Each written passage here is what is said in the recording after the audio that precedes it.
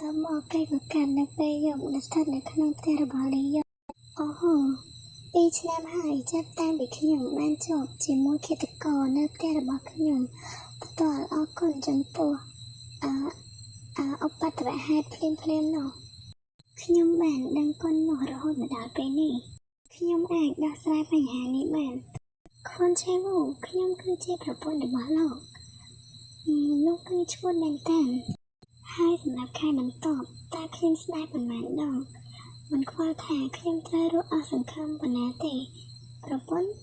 ហើយមិនមែនអ្នកណាម្នាក់ជាប្រពន្ធរបស់ឃាតករបន្ទាប់ពីកាន់បែបនេះរួចលីយ៉ុនបានធ្វើការប្រកែកប្រកាន់នៅលើភូមិតាមម្នាក់នេះមនុស្សអាក្រក់នោះចេញត្រជាក់ហើយអ្នកណាដឹងថាពេលណាគាត់ផ្ញើនោះនេះជាឱកាសរបស់ខ្ញុំក្នុងការសម្អាតភាពច្របូកច្របល់នេះគ្រូពេទ្យបាននិយាយថាពួកគេបានផ្លាស់គាត់ត្រឡប់ទៅជាន់ទី2វិញនៅរសៀលនេះថាហើយលីយ៉ុនក៏បានបើកទ្វារចូលទៅក្នុងបន្ទប់នោះបន្ទាប់មក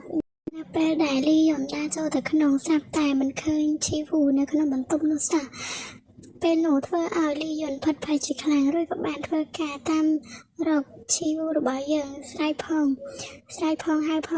ខ្វុនឆេវូតើនរកនោះទៅណាទៅ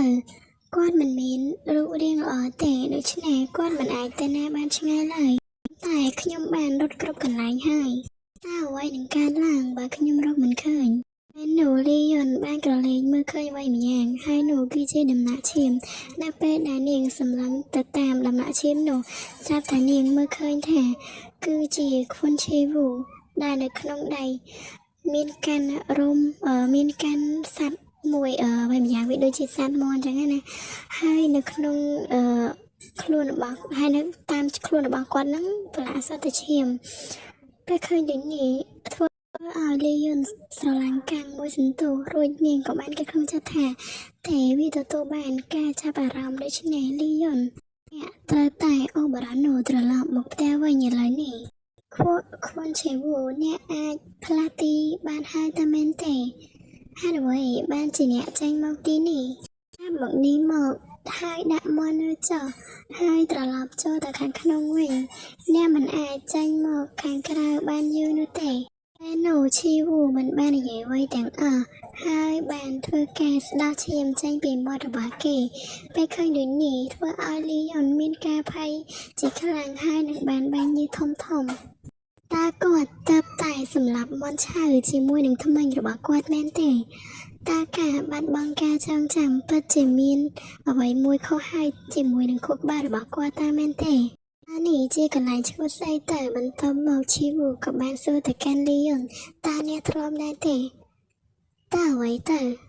តែមួយគត់ដែលបានចូលមកក្នុងគំនិតរបស់ខ្ញុំនោះគឺជាអ្នកតែទ្វារនោះមិនបានទេពេលនោះលីយ៉ុនក៏បានគិតក្នុងចិត្តថា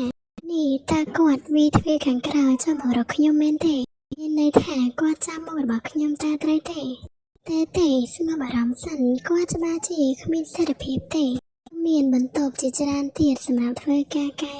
ច្នៃខ្ញុំឃើញអ្នកប្រកាសជាយកច្រឡំហើយ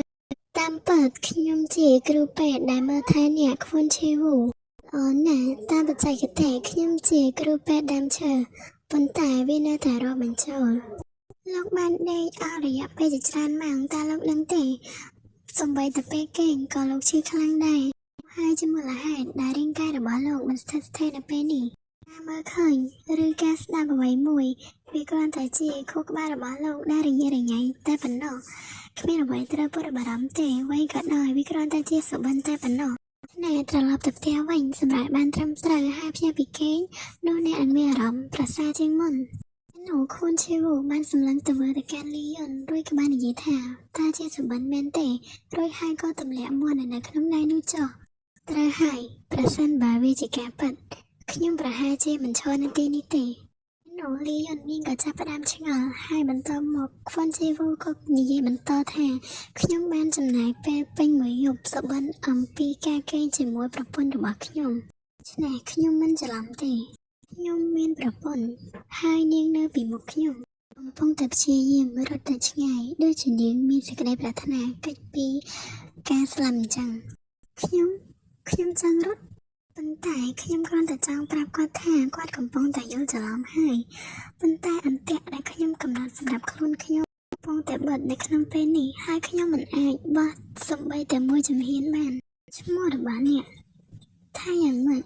ខ្ញុំចង់បានន័យថាតើនាងឈ្មោះអ្វីតើ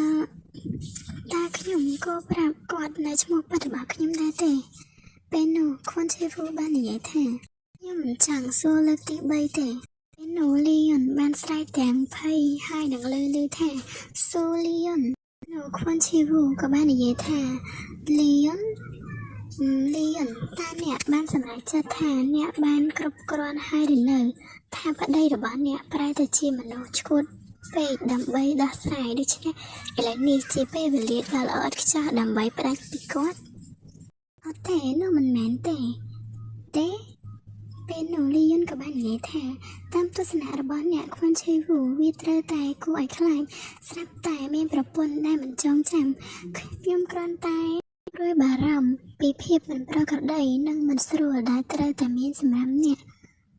ខ្វាន់ឆេវូក៏បាននិយាយថាអូអ្នកបានធ្វើវាសម្រាប់ខ្ញុំ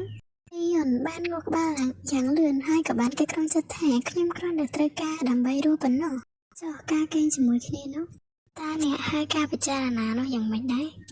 កុំទីរឿងអាស្រ័យបែបនោះមកជាមួយខ្ញុំលីយ៉ុនច្បាប់បានចែងថាយើងរៀបការហើយមែនទេឬតើអ្នកមានគម្រោងបោះបង់ប្តីរបស់អ្នកចោលលីយ៉ុនចាប់ផ្ដើមបែកញើសភ័យញ័រកាន់តែខ្លាំងឆេវូក៏បាននិយាយថាស្មានថាខ្ញុំពិតជាប្តីរបស់អ្នកពីព្រោះដោយសារតែពេលដែលភ្លាមអ្នកបានព្យាយាមបោះបង់ខ្ញុំស្ទើរតែបាត់បង់ស្មារតីរបស់ខ្ញុំទៅហើយលីយ៉ុនបានព្យាយាមគេចមុខចេញរួចបិទមាត់មិននិយាយអ្វីទាំងអស់ហើយក៏បានគិតក្នុងចិត្តថានោះក៏ដោយសារតែអ្នកជាមនុស្សពីធម្មជាតិហើយឆេវូក៏បាននិយាយថាខ្ញុំពិតជាស្រឡាញ់នាងមែនលីយ៉ុនទេអត់ទេមិនដែរទេចាសម្រាប់ឯងសោះមកធ្វើស្រឡាញ់អីណាទីបំផុតខ្ញុំបានចាប់បានខ្លួនឯងទាំងស្រុងក្នុងរឿងរបស់គាត់ទោះជាយ៉ាងណាក៏ដោយបារ៉ានីនៅតែមានចំណុចខ្សោយមួយយ៉ាងធំគាត់មិនចងចាំនិងមិនដឹងអ្វីទាំងអស់ប៉ុន្តែជាដំបូងខ្ញុំត្រូវដោះស្រាយអ្វីៗហើយឆាប់ចេញពីទីនេះឥឡូវនេះប្រសិនបើអ្នកស្រុកឃើញយ៉ាងបែបនេះនៅទីនេះវាខ្មាស់គេស្លាប់ហើយខ្វន់ឆេវូកុំនៅទីនេះយូរទៀតអីហើយត្រឡប់ទៅផ្ទះវិញឥឡូវនេះយើងត្រូវទៅព្យាបាលរបួសរបស់លោកផងដែរថាម៉េចផ្ទះមែនទេនាងមានន័យថាផ្ទះថ្មីថ្មោរបស់យើងមែនដែរទេ